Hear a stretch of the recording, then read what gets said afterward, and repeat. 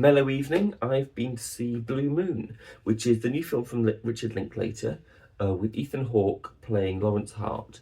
I think it was a really, really good film. I will say with Richard Linklater generally, I sometimes feel a bit sceptical because I know he's kind of got two different modes. He's got the really beautiful, heartfelt Before trilogy, and which also seeps into like Boyhood and other films like that version of Richard Linklater, and then he's got another version where it's all about frat boys just talking about sex non-stop, and it gets tedious and creepy and weird, and sometimes I think maybe Richard Linklater's a little bit too horny when writing some of these scripts, and maybe he needs to deal with that before he picks up his pen. But whatever the case may be, I'd say this definitely falls into the former camp there. In fact, there's a subplot. So like this is all one long real time, basically one scene.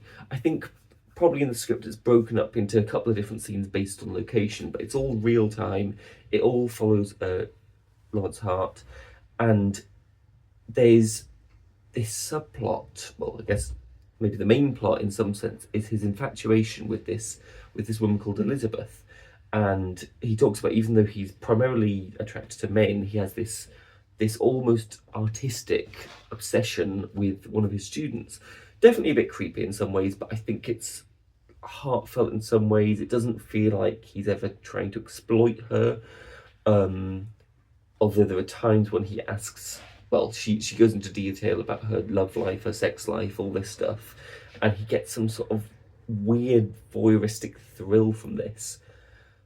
But there's also a discussion at one point of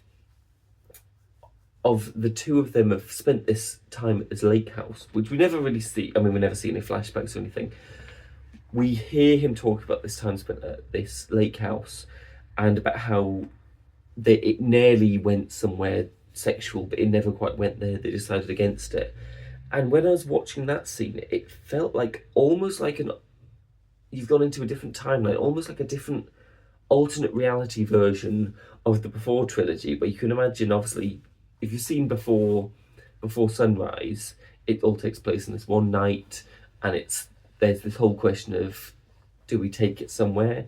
Do we make love, or do we just stay non-sexual or platonic, or is it a friendship, or what is it? And then 9 years later they followed it up with Before Sunset, which is a great film. Both of those two films are amazing. I wasn't as keen on Before Midnight, but it's possibly because it was maybe more realistic and a bit more heartbreaking in that sense. But the first two are both perfect films. And I was watching this and it almost felt like if you change the names around, this and you had Julie Delpy playing Elizabeth, it almost felt like this is a different direction they could have gone with the second film. This is how things could have ended up with, it never went anywhere. And now he's forced to just sort of live in this sort of limbo of where he's hoping it might go somewhere still, but realistically I think he knows it never will. But anyway, the main focus of this film, it's about Lawrence Hart, the lyricist, he and Richard Rodgers have been working together since they're very, very young. They've had this chaotic relationship. It's clear Lawrence Hart drinks too much. He's got this problem. It's at this bar, and they've just had the premiere of Oklahoma, which is the first time the composer Richard Rodgers has worked with a different lyricist. And Lawrence Hart has this stubborn sense in which he believes in great art. He believes in art for art's sake, but also there's definitely a sense that he's a bit out of touch. He doesn't appreciate that something can be commercial and still be good. It's almost as if vying for success is somehow antithetical to the nature of art.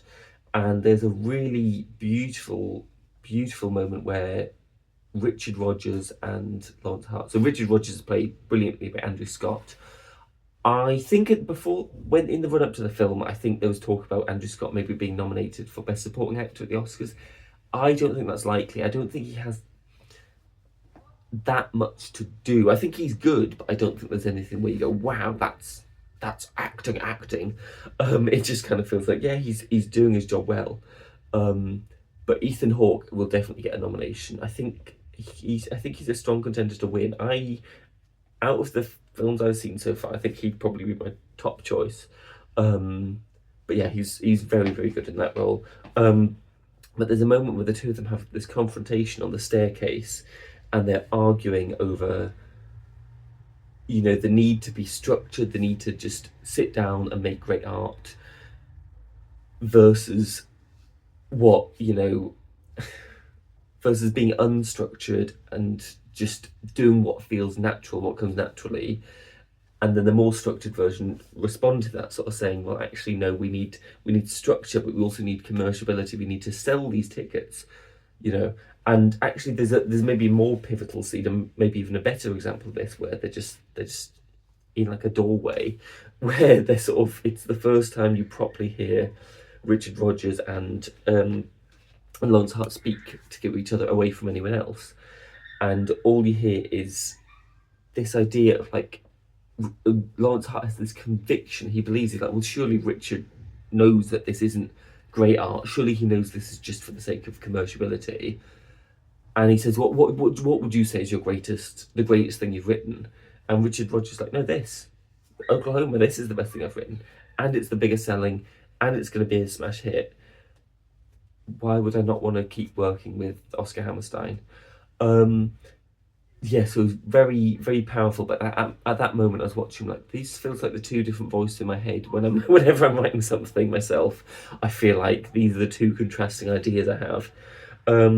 There were a few what John Ronson and Mark Kermode refer to as like chubby moments, where it very much feels on the nose. Some of them I didn't necessarily pick up on. I do think this film probably works better if you're a big fan of musicals and you know the historical context. It's probably more gripping.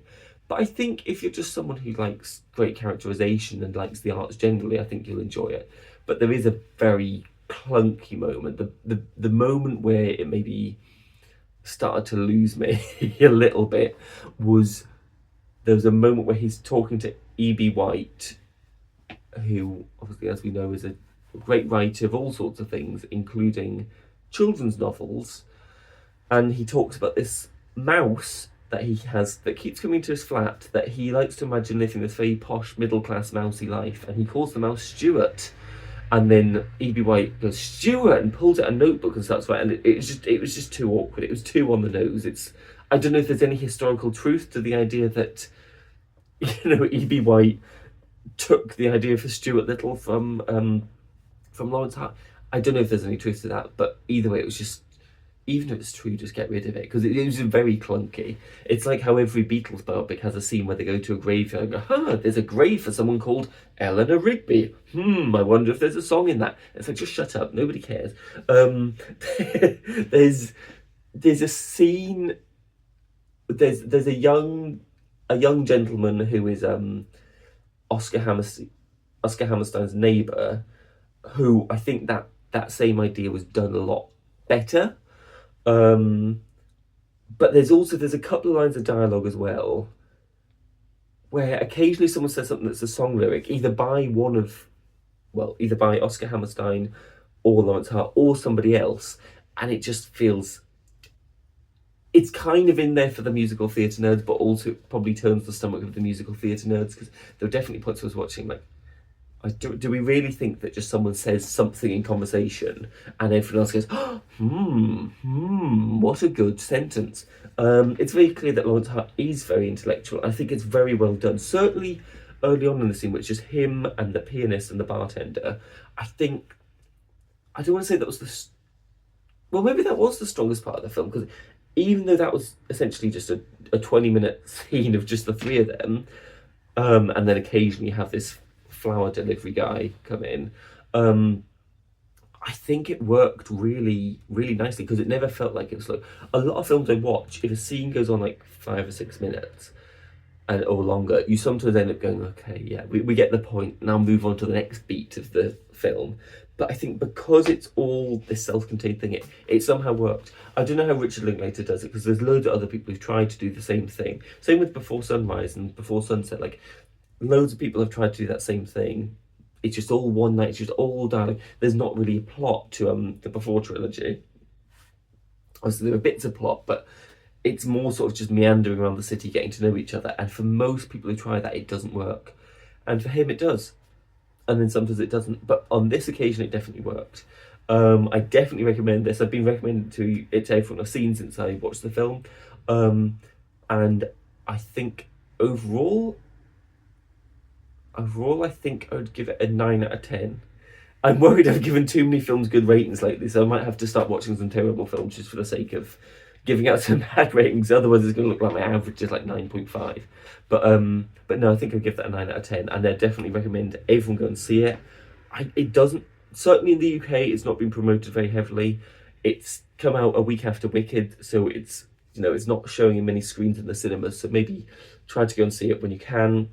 I went to see it yesterday, and it was in the smaller screen of the cinema, and that was the day it came out. So yeah, but definitely try to make it along. And again, like and subscribe. Let me know what else you want me to review, because there's a lot of films coming out soon. We're heading straight into Oscar season. I will try to watch and review them all, but I also have a job to do, and I have to edit my short film, which I shot a few weeks ago. So I look forward to that coming as well. See you around.